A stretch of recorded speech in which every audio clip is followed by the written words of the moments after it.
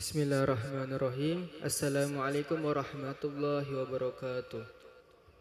Alhamdulillahirabbil alamin. Allahumma shalli ala sayyidina Muhammad wa ala ali sayyidina Muhammad, amma ba'du. Jamaah salat asar yang berbahagia, kami ucapkan selamat datang, ahlan wa sahlan wa marhaban bihudurikum fil Masjid Sultan Mahmud Badaruddin Jaya Kromo Palembang. Hari ini Selasa tanggal 2 Rabiul Awal 1447 Hijriah yang bersamaan dengan 26 Agustus 2025 Miladiah. Mari kita bersama melaksanakan sholat asar berjamaah. Adapun selaku petugas pada hari ini, azan telah dikemanakan oleh Al-Ustadz Kemas Ahmad Rifai dan sholat akan diimami oleh Al-Ustadz Haji Muhammad Rusli Naning. Dilanjutkan cawisan ba'da sholat asar bersama guru kita Al-Mukarram Al-Habib Ahmad Nabil bin Umar Asegaf dengan pembahasan kitab Hayatus Sihaba. Untuk ketertiban dan kenyamanan beribadah, jamaah diharapkan untuk tidak mengaktifkan handphonenya dan barang-barang milik jamaah diharapkan dijaga sendiri atau dititipkan pada tempat yang telah disediakan. Dan kami himbaukan kepada para jamaah untuk berniat iktikaf ketika memasuki masjid serta dapat mengikuti rangkaian zikir dan doa setelah sholat bersama imam sampai dengan selesai. Demikianlah harap dimaklumi atas perhatiannya. Kami pengurus Masjid Sultan Mahmud Badaruddin Jaya Kromo Palembang mengucapkan terima kasih. Selamat menaikkan sholat asar berjamaah. Semoga Allah Subhanahu wa taala menerima amal ibadah kita. Amin ya rabbal alamin. Wassalamualaikum warahmatullahi wabarakatuh. Allahu akbar. Asyhadu an la ilaha illallah. Asyhadu anna Muhammadar Rasulullah. Hayya 'alas salati, hayya 'alal falah. Qad qamatis salatu, qad qamatis salah. Allahu akbar, Allahu akbar. La ilaha illallah.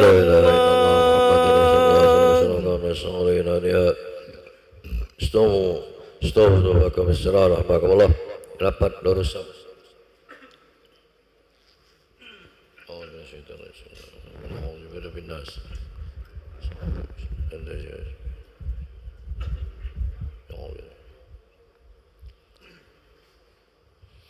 Allahu akbar. Kabiran, alhamdulillah.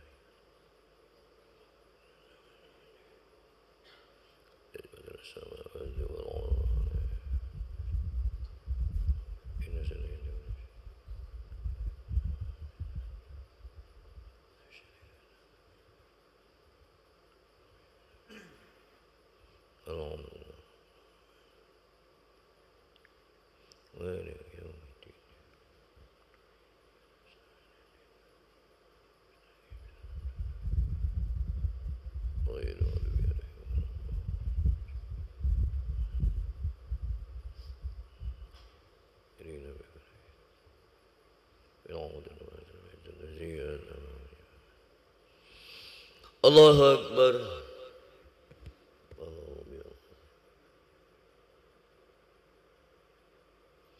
Sami Allahu liman hamidah. Allahu akbar.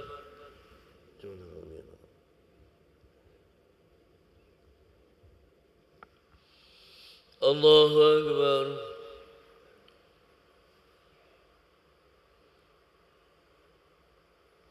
Allahu akbar.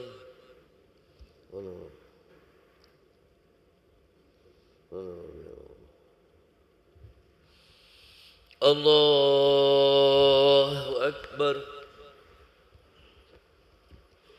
Bismillahirrahmanirrahim.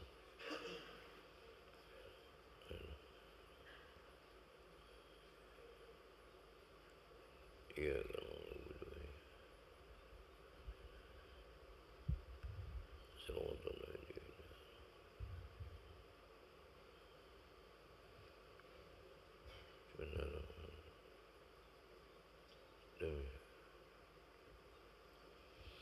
الله أكبر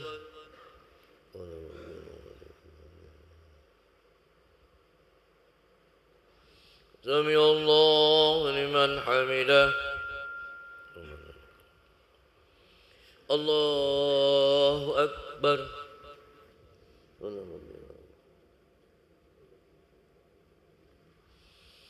الله أكبر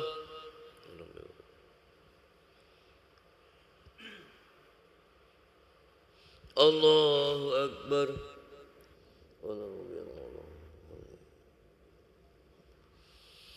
الله أكبر التحيات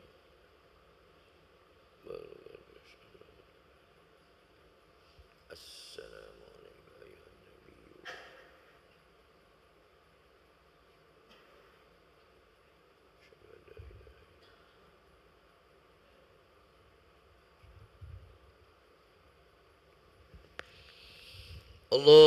الله أكبر بسم الله الرحمن الرحيم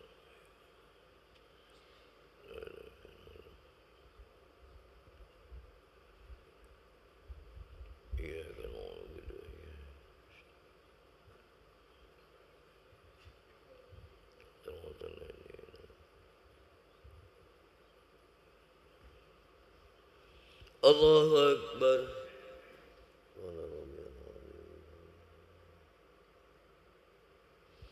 سمع الله لمن حمده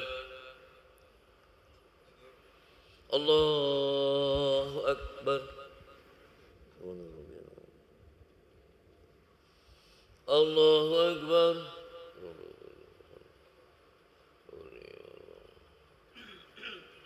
الله أكبر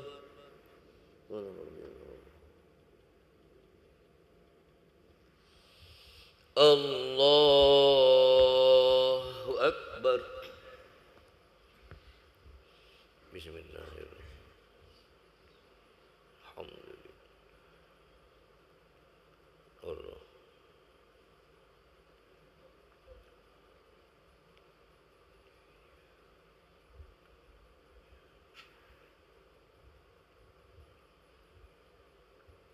صراط الذين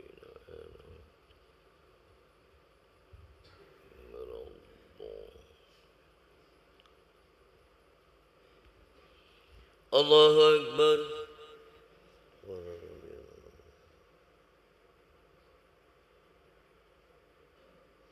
سمع الله لمن حمده الله أكبر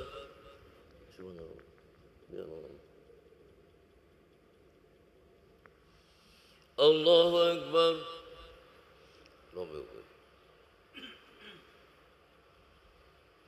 الله أكبر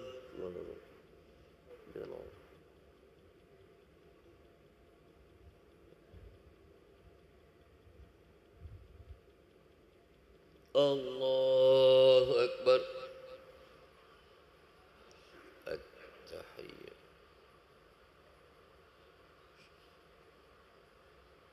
السلام عليكم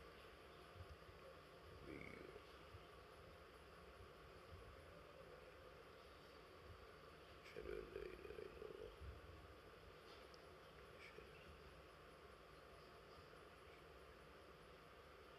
الله